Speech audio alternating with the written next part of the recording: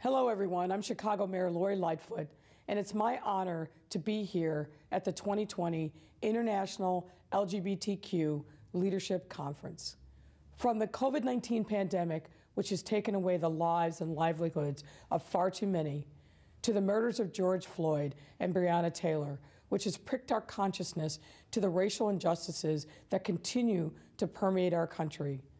The events that have unfolded over the past 8 months have made this year challenging for everyone, especially Black people and people of color. In order to address this systemic inequity and injustice, it's up to elected officials to give residents access to the social, economic, and health resources that we need now more than ever. Thank you to the LGBTQ+ leaders who have partnered together on this work, and to all of you for attending this year's conference. Now I'm excited to have you join our plenary, A Pandemic of Racism, the path forward for racial justice in America. Please continue to be safe. Thank you.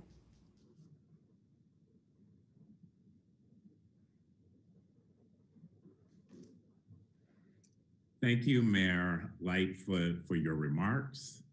As we begin our conversation on racial injustice in America, the panel today is proudly brought to you by two sponsors, Dow and Genentech. First, we'll hear from our supporters at Dow. Thank you, Emil. Welcome, and thank you for taking the time out of your day to join this session. My name is Alex Papistrat, Operations Leader for Dow's Texas City Operations and Global Leader for GLAD, Dow's LGBTQ+ and Ally Employee Resource Group. As a member of the LGBT community, there is no question that allies play a crucial role in advancements towards equality. Similarly, allies in the Black community play a crucial role in addressing racism.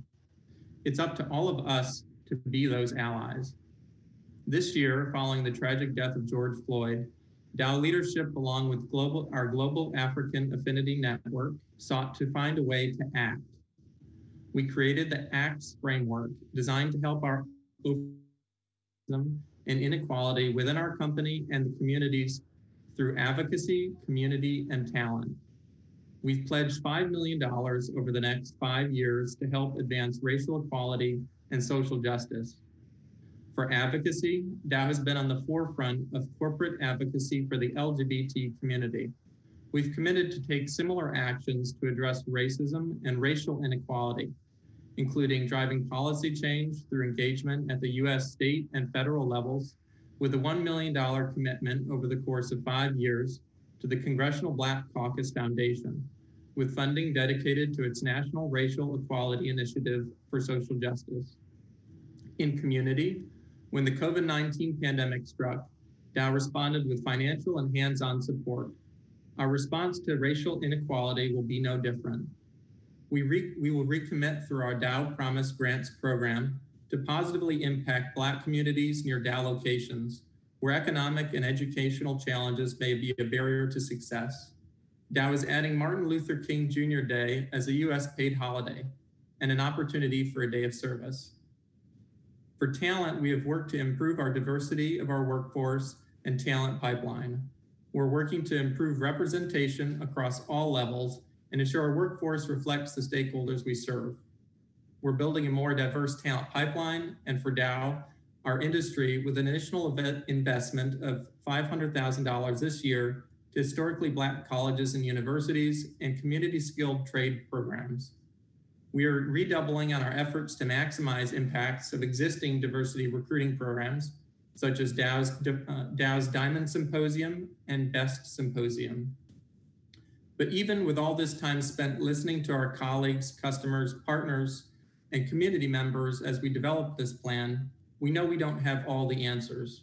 We know we need to work together to build momentum, not just for the LGBTQ+ inclusion and equality movement, but for all inclusion and equality movements. We know we need to be allies and take action, to stand up and to speak out against injustice and inequality. We know Black Lives Matter. Thank you all for joining this important discussion. and thank you to our panelists for participating. Finally, I'd also like to congratulate Representative Kenyatta for his 2020 Tammy Baldwin Breakthrough Award. Congratulations. Now I'll turn it back over to Emil. Thank you, Alex, for your remarks and for Dow's support. Next, we will hear from our friends from Genentech. Thanks, Emil, and hello to everyone. It's a pleasure and honor to be here today with all of you. Alex, so great to hear everything that Dow is doing, and really appreciate your opening remarks there. At Genentech, our efforts are really around advancing societal equity, have been centered around three main pillars. First is our people, our patients, and then communities. We've worked really hard to foster belonging for our employees, to tackle racial disparities in clinical trial research, and to forge partnerships in order to help spur societal transformation in the community. So again, it's an honor and a pleasure to be here today, and I'll turn it back to Emil. So without further ado, we can get the show started. Thank you, Brian, and thank you, Genentech, for your support. I'm very happy to be with you here today for this panel. I believe this conversation is very important and one that many of us have been having, but we need to go in deeper. As America attempted to confront the COVID-19 pandemic, a second, more insidious pandemic of racism and police violence has captured the nation's attention with the murder of George Floyd. Because of systemic racism, these twin pandemics disproportionately impact people of color, leading to deep hardships, and the failures of the economy and the healthcare system came to the forefront. Today, we will join LGBTQI+ elected officials who are working to confront the COVID-19 pandemic and the pandemic of racism as they discuss how they can address racial equality in America, both in the immediate term and in the future. So without further ado, I would like to introduce our esteemed panelists. We have Representative Leslie Herrera from Colorado House of Representatives. We have Representative Malcolm Kenyatta from the Pennsylvania House of Representatives, and we have Vice President Andrea Jenkins from the Minneapolis City Council. Welcome. Thank you. Good morning. Good morning. Good morning. To be in fellowship and conversation with you all today. I'd like you each to make a brief statement as we open the conversation. And I would like to start with Representative Leslie Herrera. Hey everyone, I'm State Representative Leslie Herrera. I do represent House District 8 in Central and Northeast Denver. And as I often have to remind folks, there are Black people in Denver and we're elected. So don't forget to say hello to your fellow Black person, fellow cowboy or cowgirl, cow person out here in Colorado. I'm proud to be the chair of the Black Caucus out here in Colorado, as well as the newest member of the Joint Budget Committee. We know that this year has been tough for so many, but for Black people in particular, it has been even tougher. And as elected leaders, it's been our duty to really steer and lead alongside of movement leaders who have been changing the conversation to support Black lives. I'm proud to be able to do that work here in Colorado. I'm proud to have had the support of so many others, and I definitely look forward to the conversation today. Thank you. Thank you so much. Thank you for those comments. Next up, Representative Malcolm Kenyatta. Thank you so much. Good morning, or good afternoon, depending, I guess. I haven't looked at the clock. Nevertheless, I am just always so excited to be in conversation with my good friends, Andrea and Leslie. I really wish we were in DC together, but this will have to do in the meantime. I think that there are a couple of things that this year have made abundantly true and abundantly clear from a public policy perspective. That Black lives have to matter even when it's not trending on Twitter. And that as we think about public policy that meets the moment, we have to recognize that we can't legislate or look at public policy in a race-neutral way because the impacts of public policy are not race-neutral. There is a reason that Black folks have contracted COVID at higher rates, not because COVID likes us better, but because systems around healthcare have been broken in Black communities for a long period of time. There's a reason that the economic impact of this is going to have a disproportionate impact it has already had on Black businesses, because Black entrepreneurs have for a long time had difficulties getting access to the type of capital and public support that's necessary for them to thrive. And there's a reason that when we think about policing, that communities of color see higher levels not only of crime, but also higher levels of police violence.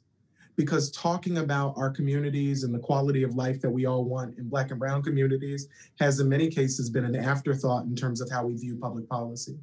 And so I'm looking forward to having this conversation. I'm also looking forward to us not just saying Black Lives Matter, but ensuring that we actually match that up with what we do in the legislation that we pass. So I'm looking forward to it. And thank you so much, Emil, for moderating.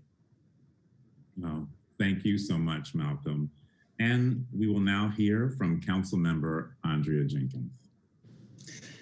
Good morning, everyone. It is morning here in Minneapolis, and so I'm just going to stick with that. But hello, and thank you, Emil. I'm so deeply honored to be on this panel with my colleagues and fellow elected officials, Leslie and Malcolm, and I do miss our in-person fellowship, but we will get back to that once again.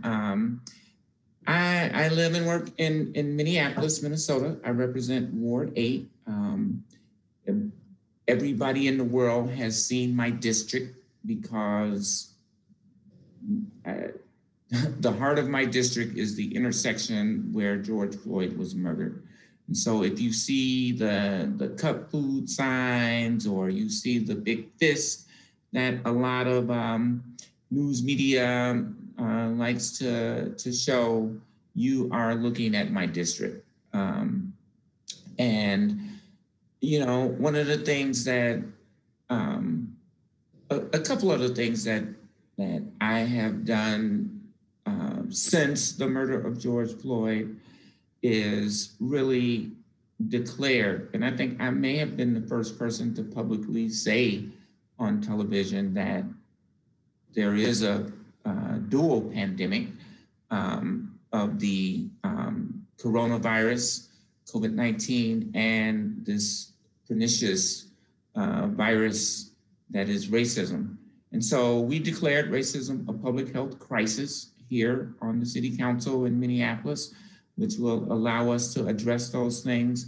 And then subsequently, I brought forth a resolution declared to establish a Truth and Reconciliation Commission. As people may know, we were the 9 council members that said defund the police.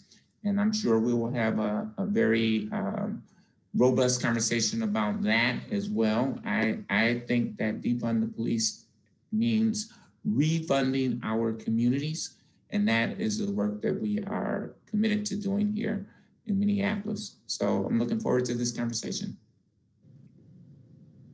Thank you so much, Council Member. That's very powerful. So let's jump into the conversation. People of color and the trans community have been disproportionately impacted by the COVID-19 pandemic due to a host of social inequalities. While there's no easy answer, how can we begin to address these discrepancies? What are you currently working on to tackle these issues? And why don't we go back to you, Council Member? Thank you. So absolutely. You know, I think I mentioned a few of the things, the broad things. And currently right now, we're in the midst of a very, I would say, intense budget discussion here. We, you know, unlike the federal government, we can't do continuing resolutions. We have to balance our budgets at the end of the year. And I know my fellow state representatives both are faced with those challenges as well. And so prioritizing those communities is really key. I'm in discussions with trying to secure housing development specifically for Black and Indigenous trans people. We are reshaping our public safety mechanism to have a mental health component that does not send out a police officer with a gun to address mental health issues. As we saw the tragic incidents that happened in Philadelphia just earlier this year, and so many places in America, it's Colorado as well. And so, those are some of the concrete steps that we are trying to take to address these issues. But as you noted, it's a long-term issues, and it's gonna take us a long time, I think, to resolve some of these issues. But the work begins now, and it can't take 400 years. We don't have that kind of time, but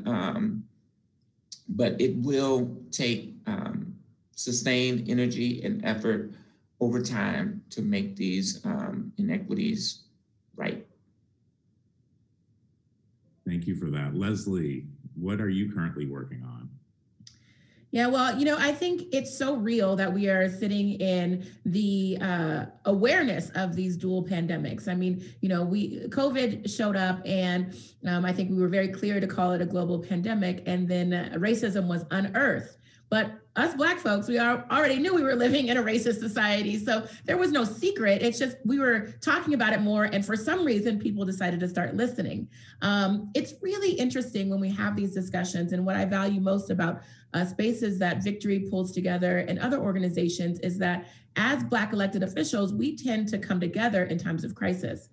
And so I was actually talking to some Black female colleagues about what was happening in our cities. And we were noticing that our pastors, our community leaders, our elders were all coming down with COVID even before people knew COVID was a thing, right? And I'm sitting here like, why are us Black folks being disproportionately impacted? We need to talk about it. So it was interesting that I got off the phone with some of my colleagues and then I wrote a newsletter, right? I was like, this is impacting us. Let's have a conversation. And I got so much backlash because I didn't even realize that our administration had not yet acknowledged the fact that we had racism as an underpinning and something that was driving the devastating impacts of COVID in our communities. And so I was simply asking for the data. And as you all know now, the data showed in every single city, in every single county across this country that COVID has a disproportionate impact on people of color. So the first step to answer your question was getting the data. And then it was about putting together neighborhood by neighborhood. Actually, Mayor Lightfoot helped me think this through, neighborhood by neighborhood response teams to actually respond to the pandemic and COVID in a way that was culturally competent and that actually acknowledges the fact that Black folks are not a monolith, but that we do want to hear from Black voices and moving and talking about issues like COVID. So we worked on that and we stood up a task force to look at the health disparities. But then you get past the immediate needs of the pandemic and you realize all of the other inequities that have been unearthed. And so I know we'll talk more about policing, so I'll save that for the next question. But then I started to get to work on other issues, like making sure that that we actually had funding for our Black businesses that were being shuttered at double, triple the rates of other businesses. And we went back into special session this past week, and I made sure not only did we have a separate fund for people of color, Black and brown people specifically, Black and brown business owners specifically, but also that we changed all of the mechanisms for funding so that we weren't going to be left behind because we know the answers. We know what's going on now and people are actually listening. And so we have the opportunity to address it. And then finally, we did stand up an alternate response unit here in Colorado called STAR, which is an alternate response to 911. So if you call 911 now in central Denver, you can have, for a mental health crisis, you can have an EMT and a mental health professional respond, not just law enforcement. That has significantly decreased excessive use of force in Denver in just a few months. So we've been able to move the needle. And I think it's because people are starting to acknowledge that Black Lives Matter is more than a slogan, but it really needs to be embedded in our policy policies. And because our constituents put us in these seats, we're able to make the real change. Wonderful. Thank you, Leslie, for sharing your thoughts and action and what you are doing. Malcolm, please let us know what you're working on. Absolutely. So Leslie really hit the nail on the head in terms of data, and that was one of the things we were able to do.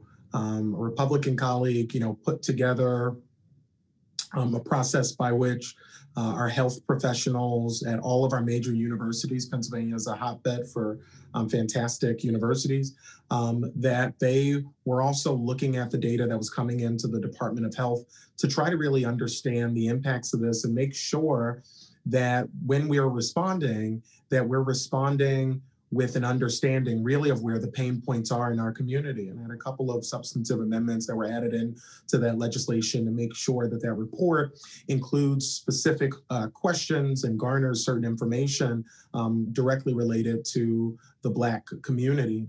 And so, that was really important. But I want to be a little bit more forward-looking in terms of what we're working on right now, because I think this is going to be key. The first thing is we have to really address the fact that even though there are a number of vaccines that are right now trying to get emergency FDA authorization, there is a real misinformation and disinformation campaign targeted at the Black community that is seeking to minimize people's faith and trust in the vaccine. And that is based in some real historic tragedy in terms of Black and brown folks and the health community. And so we are going to be working with a consortium of Black doctors here in Philly that, really stood themselves up under great leadership here in Philly, because Black folks were not being tested at the beginning of this pandemic. It was almost impossible at the beginning of this to actually get a test. And the numbers were even more dramatic and stark for Black Philadelphians and Black Pennsylvanians who wanted to get tested. They were getting tested at, I don't have this direct statistic in front of me, but the numbers were really bad, I'll say that. And so this organization of Black doctors stood themselves up and started doing testing around the city. And so my chief of staff worked with them to get PPE for this project and to help support what they're doing. But I think now the conversation is going to be having to have direct conversations with our community about the efficacy of the vaccine, about the safety of the vaccine, and really, trying to deal with the lack of trust that is going to exist around this intervention. And then Leslie also talked about small businesses. And one of the things I say all the time, having worked at the Chamber of Commerce, running our diversity and inclusion initiatives, racism is bad for business.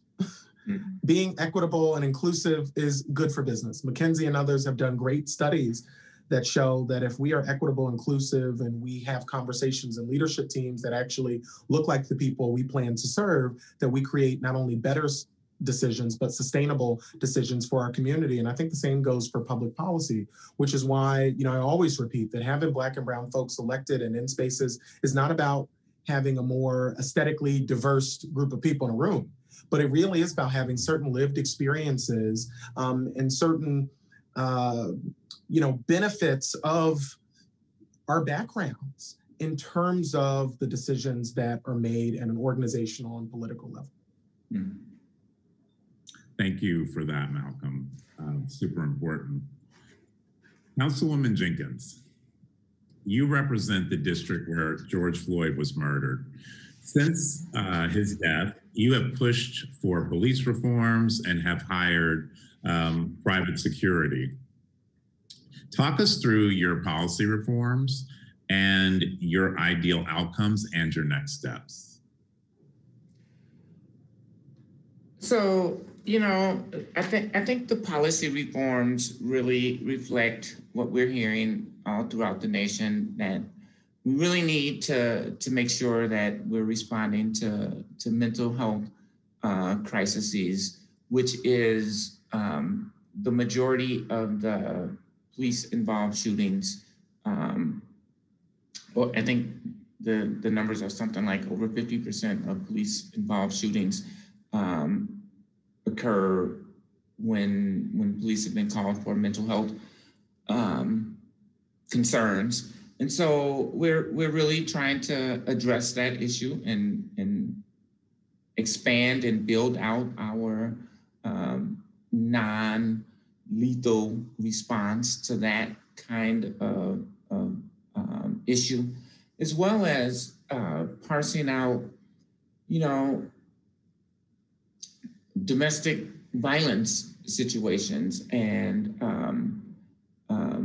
substance abuse situations, homelessness, where, these are societal issues that have in the recent past really been relegated to police work, but is that really the appropriate response? And so we're trying to do the research, the data-driven approach to addressing these issues, and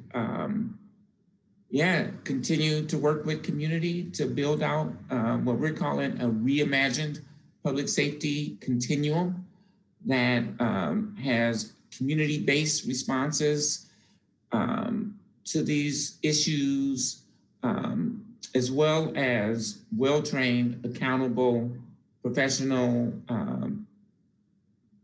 police officers that supplement those community-based responses, and to build out a holistic public safety response so that everybody in our community can feel safe. So what do you think it says about our political landscape and the country that you actually had to go and hire private security? Well, it was interesting. The security, I think I had security for about 3 weeks. It was directly after the uprisings that were impacting our communities. And I was asked by our staff, and our mayor, as Mayor Lightfoot will attest, already had private security, as it were. We could have had the police, but, because we were short-staffed, because of all of the overtime that they were engaged in, they didn't have the capacity to provide that kind of security. And so for the first few weeks, myself, Councilmember Cunningham, and who is another Black trans-identified elected official, and a Latina council member, because we just felt really vulnerable in that situation, and wanted to have that level of security for our families, for our neighbors, to ensure that we could stay safe to be able to make these decisions. We are a divided nation right now, and even many of the people that are calling for real systemic change. I mean, the pain and the agony and the consternation, the anguish, I mean, those are very real issues, and people are combine that frustration with the real issues of systemic racism and I think disruptions that the coronavirus has created in our community, has really created some unstable situations in our country, and potentially volatile. And I think we need to turn down the heat in our country around the politics.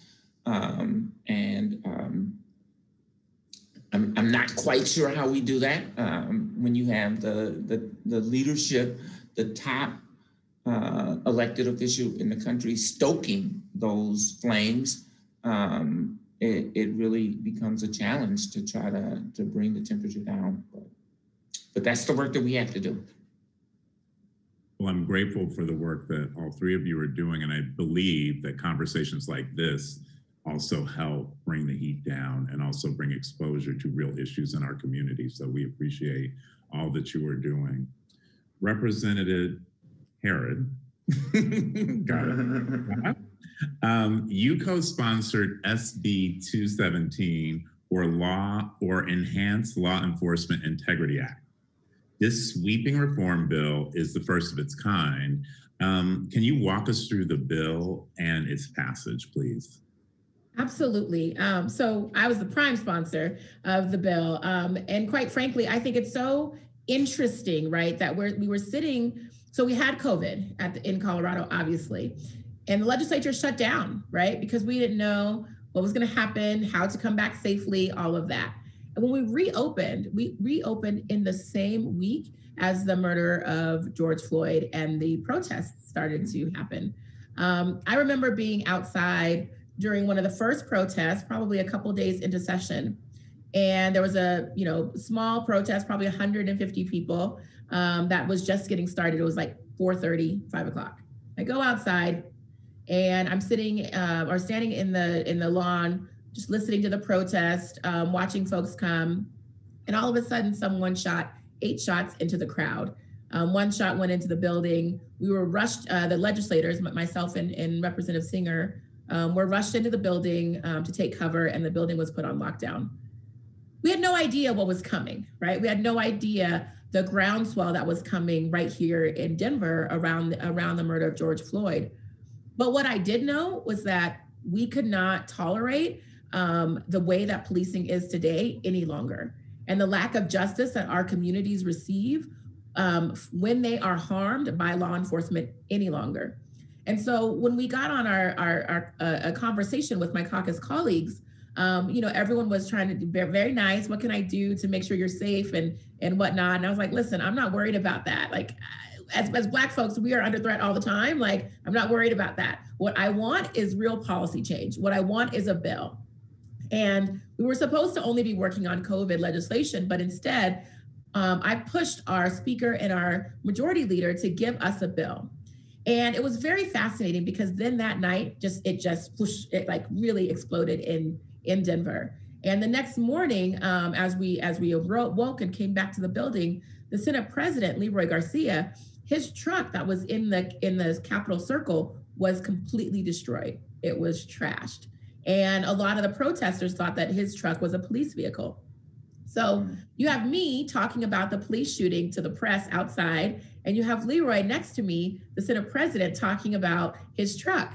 And I'm sitting here listening out of one ear, right? And out of that one ear, they ask him, well, what kind of prosecution do you want to see for these protesters who destroyed your truck?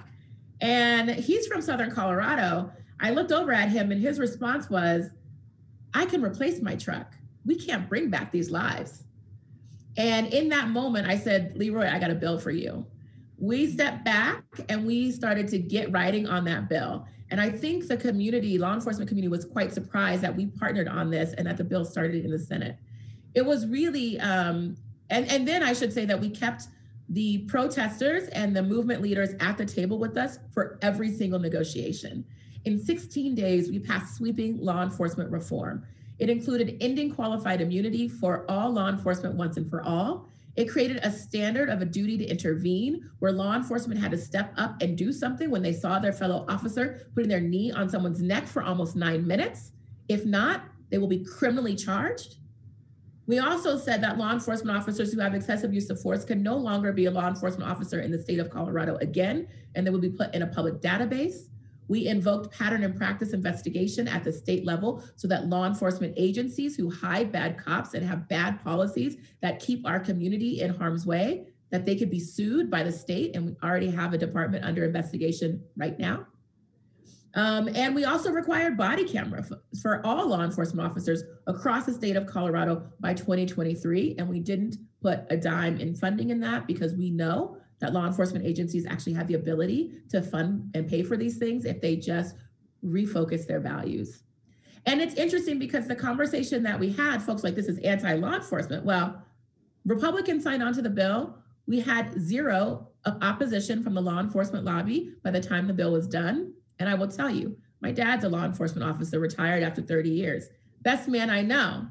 And this is not anti-law enforcement. This is the right thing to do. And I got to tell you, it was by my side as we were thinking through the policies in this bill as well.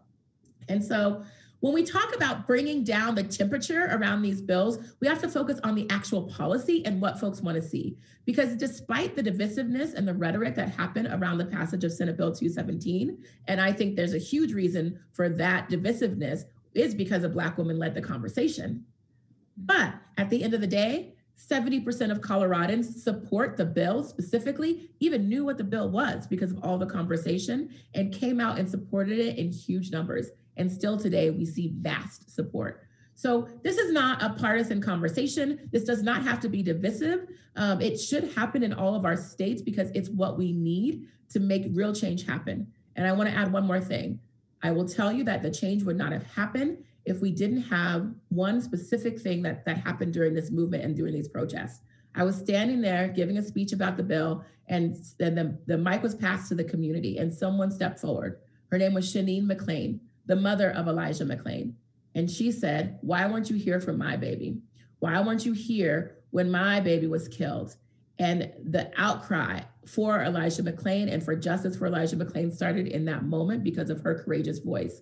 We ended up dedicating the bill to her and her son when it passed, because she was a huge part of making sure that all of Colorado knew that this wasn't an issue that just happens in other states, but it's something that happens right here in Colorado, and we damn well should do something about it. Thank you. Thank you for being radical and moving quickly and making real change come. That's amazing. Thank you. Representative Kenyatta, fractions in your state legislature have notoriously been averse to combating racial injustice in any form. With such enthusiastic opposition, how do you and your like-minded colleagues keep moving forward? So here's the challenge and the opportunity. The challenge is math, right? We need 102 votes in the House to pass the bill. We need 26 votes in the Senate. We need a governor that's ready to sign any significant legislation. And the reality is the math is not in our favor, but here's the opportunity. We saw over the summer as well, where folks were really engaged around this issue. We saw protests in 61 of 67 counties in Pennsylvania. For folks who don't know Pennsylvania well, to get 61 of 67 counties to do anything, that's pretty good. And what we were able to do was to use the momentum from the folks who were organizing peacefully and protesting in the streets to do the same thing within the legislative chamber.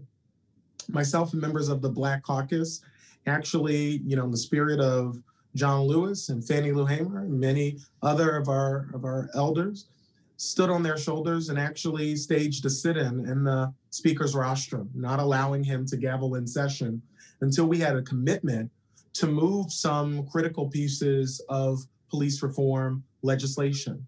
We had 4 bills, which were then pushed into 2 bills, and those bills passed unanimously. Bills that created a database around cops who have done bad things at other departments.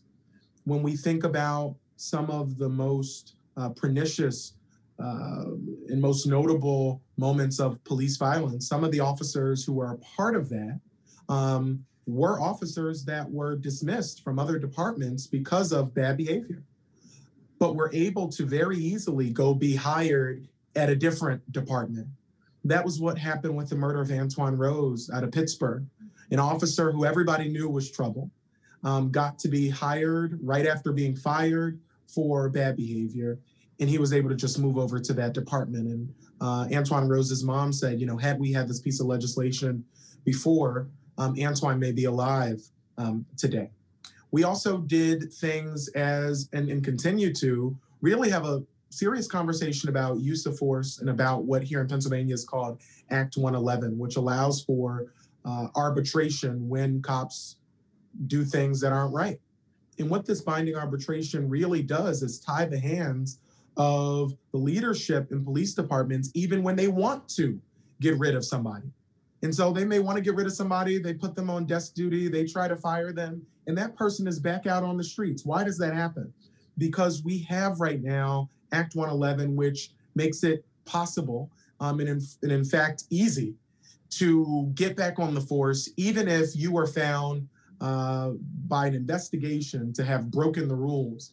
And so we were able to get some things done, but certainly not enough.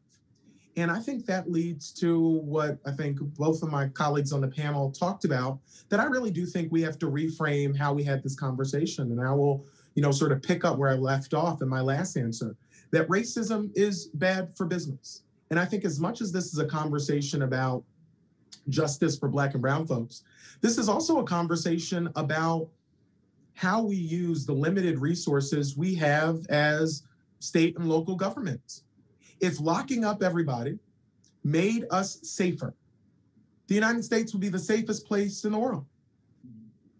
If giving police officers military-grade equipment made our communities safer, then we would have the safest communities in the world. But Philadelphia just this year has seen the highest rates of gun violence and deaths by gun homicide than we've seen in the past 7 years. Why is that? It's because we haven't addressed the root cause issues that make communities unsafe. And we've done it to the detriment of all Pennsylvanians. When we talk about justice for Black and brown folks, this is not just about Black and brown folks. When we diminish opportunities for a Black kid in my district, where I represent the third poorest district in the Commonwealth, when we diminish opportunities for those young people to get a quality education, to have stable housing, to have food and security for themselves and for their families, that means we're spending less money on all the things that happen on the back end when we don't invest in our young people on the front end. And so we know that we invest right now in Pennsylvania at the state and local level, millions and millions of dollars, keeping nonviolent offenders locked up, thousands and thousands of dollars per person per day, when we can spend a quarter of that money actually ensuring people have somewhere safe and dry to live, ensuring that people have a good and safe community to raise their family. And I'll end with this note, because we talked a little bit about Black business as well. Right over my shoulder is my much better half, my little cutie, Dr. Matt. And a part that he's done, and a part of his dissertation, really looked at Black businesses and entrepreneurs and what that means for community. And his research and other research shows that when you have a community that has strong Black businesses, you have higher rates of home ownership. You have lower rates of violent crime. You have higher rates of investment in all the types of things that our communities need from the public sector. And so investing in Black folks, dealing with the issues that activists are talking about in the streets, is not just going to make life better for Black folks, but it's going to make life better for all of us. And it allows us to invest in the things that we really need to invest in that lift up all our communities. That's right. That's right. Thank you for that. So last question, and we're going to kind of do a lightning round as our time is running out. The last 4 years have been, I could say tremendous, but not in a good way. And with the issues in 2020 of COVID, just racism being the spotlight put on it, and police brutality, what are your expectations and hopes for the incoming Biden administration? Let's start with you, Leslie. Yeah. Well, I think, and Malcolm knows this, we spoke a lot about this during the campaign. I was the campaign co-chair for Kamala Harris for Colorado. And I'm excited to see a Black and Indian woman stepping foot into the White House as our vice president. What I expect from the administration is that they continue to put Black women in charge, right? That they continue to understand and acknowledge that Black people are the backbone of the Democratic Party, and it's time for our issues to be addressed. Now, yes, we need to turn down the temperature. We need to get a racist out of the White House. But what we need to do is change the racist policies that enable the continued discrimination of Black people across this country. So I expect the Biden administration to work on that. You know, I mean, there is a stark difference in the way that Black people still are treated, and the policies that affect our communities are enacted in our communities that do continue the systemic oppression of us. And we need the Biden administration to, quite frankly, not only acknowledge it, but do something about it, because they can. We have two great leaders in President-elect Biden and Vice President Harris, and I expect them to have real outcomes for the Black communities. Now, we're not a monolith, so that looks different. But it doesn't just mean in policing. It means in education, it means in business, it means in health, it even means it in natural resources in our environment. And so what I want to see is I want to see an equity lens based on all of the work that they do. And I want to make sure that they understand that Black folks can do a lot more than talk about racism. In fact, we should be involved in every single conversation that impacts this country. That's right. That's right. Andrea, what do you think? Well, I would add a caveat to Representative Kenyatta's last statement, and that is when we lift up Black trans women, we lift up everybody. And so, you know, I anticipate that this new administration, incoming administration, will be bringing forth policies that will acknowledge the historical harms done to Black and Indigenous communities and really begin to take active measures to redress those issues. I anticipate infrastructure rebuilding plan that will employ many people in Black and Brown and Indigenous communities, as well as to rebuild our communities. I anticipate that this administration will reverse many of the harmful policies that have been created and specifically targeted towards trans and gender nonconforming people, as well as LGBT people more broadly. You know, just when President-elect Biden was vice president, you know, he proclaimed the transgender movement as the civil rights movement of our time. And so, you know, I anticipate that that we can see some real movement on the Equality Act that can provide protections for all LGBTQI plus individuals. So very high expectations. I think we're gonna hear some movement around reparations from this administration. But only if we continue to press forward and push those issues so that the administration understands that we are not going to allow them to just rest on their laurels.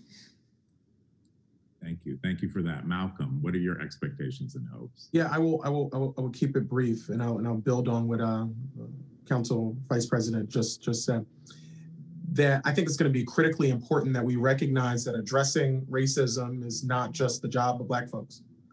Addressing transphobia and discrimination against non-binary folks and trans folks is not just the job of trans folks and non-binary folks. Addressing the discrimination against women and poor people is not just the job of women and poor people. But I don't think we'll address any of those things if we don't execute on the central pledge that the president-elect made. And I know that he's a man of his word, and so I know that he's gonna keep to that.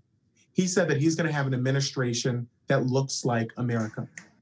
If we're actually going to address the concerns of all Americans, we have to have people in positions of power that actually know the concerns of all Americans, that have actually lived the concerns of all Americans. If we're gonna lift every single one of us up, we have to have an administration that actually looks like us.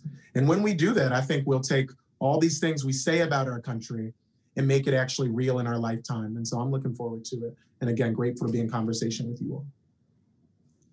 Thank you. Thank you so much, Representative Herrera. Representative Kenyatta and Vice President Jenkins. I want to thank you all for your service, for your leadership, and for your vision. Thank you so much. Thank you. Thank you. Thank you. So a lot for us to consider after that very, very thoughtful and dynamic conversation.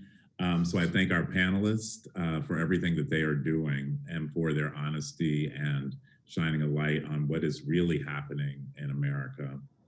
I'm now going to turn over the stage to Mayor Anise Parker, who is president and CEO of LGBTQ Victory Institute, to provide closing remarks. Let's go ahead to one box.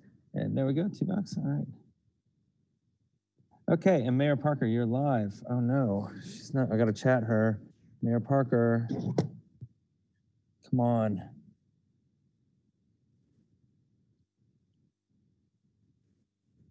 Where is she?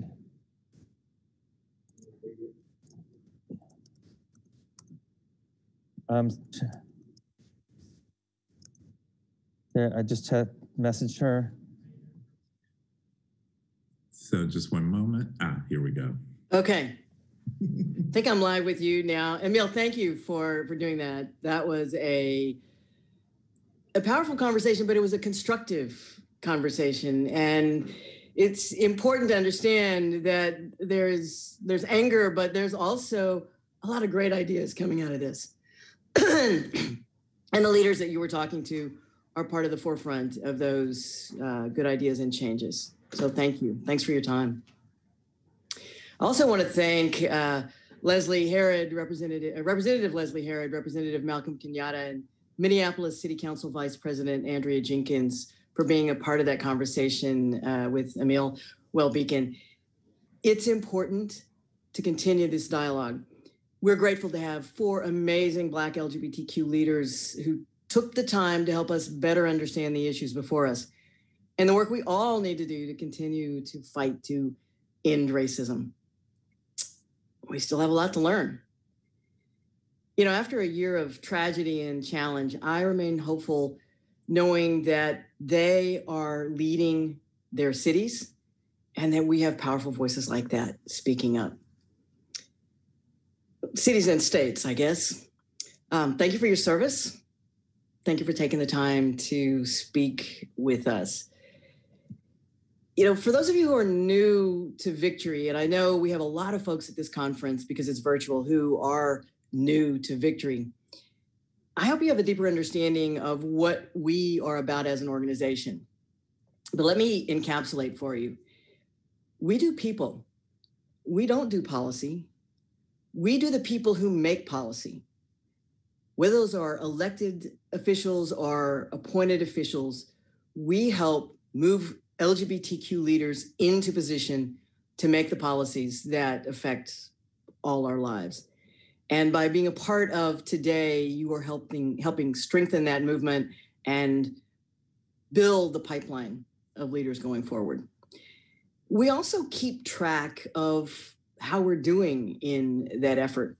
I encourage you to visit our website. And if you're moved by any of the panels or plenaries you've seen, they will be up online eventually. Let us sleep a little bit. This has been a busy week, but they will be available soon. But we also have some amazing data. We operate a website or maintain a website called Out for America. And we do our best to identify every out LGBT elected official currently serving in the country. In addition to that base work, we do a lot of research. And this year we launched a new report called Out on the Trail, which looked at demographic data of all LGBTQ candidates who have run in 2020 compared to the last few cycles. And here's a really interesting fact. The report found that Black LGBTQ men ran at rates proportional to their numbers in the US population.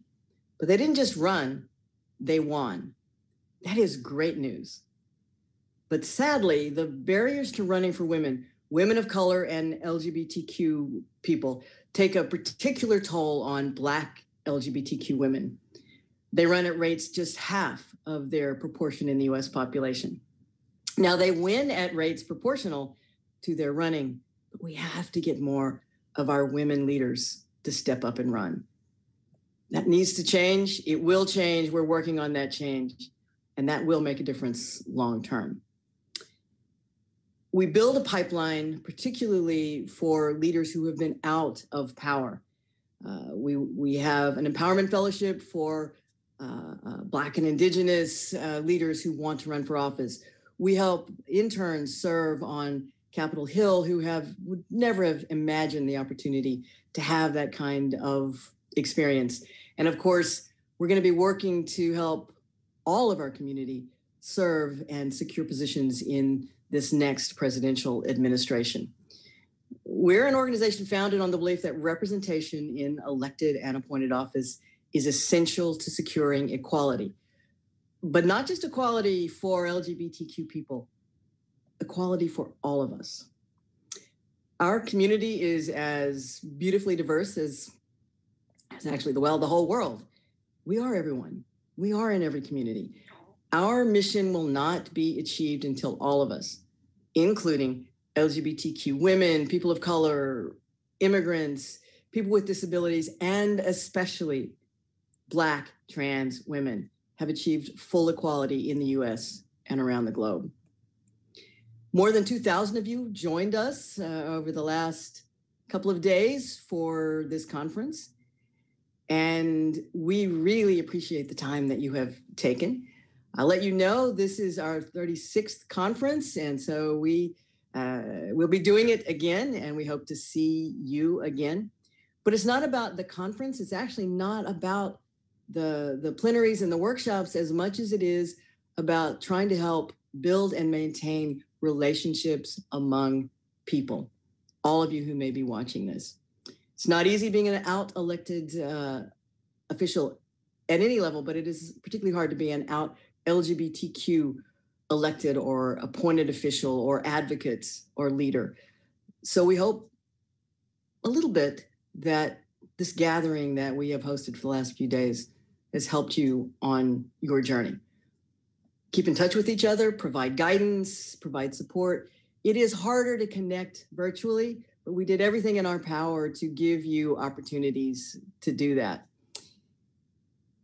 You're why we exist as an organization, but you are also our hope for changing this country and around the globe. We were represented, or we did have represented in the audience for this conference, more than 50 countries. And we want that number to grow as well. You're changing America, you're changing the world. We appreciate it, and our community needs you. America needs you. Now, pause a moment. Let me show you the team that made all of this happen. I hope you appreciate their work on this event. I hope you appreciate all that we do at Victory. Visit victoryfund.org, victoryinstitute.org. Visit our Out for America map and see the team. There's still 2 workshops left to go, running for office and presidential appointments. I hope a lot of you will visit either one of those workshops. They're going to be running simultaneously, so you're going to have to choose. They're both important, and we welcome your participation there. We will see you either virtually or in person in Washington, D.C. next year. Be safe, be well, stay active, make change, and thank you.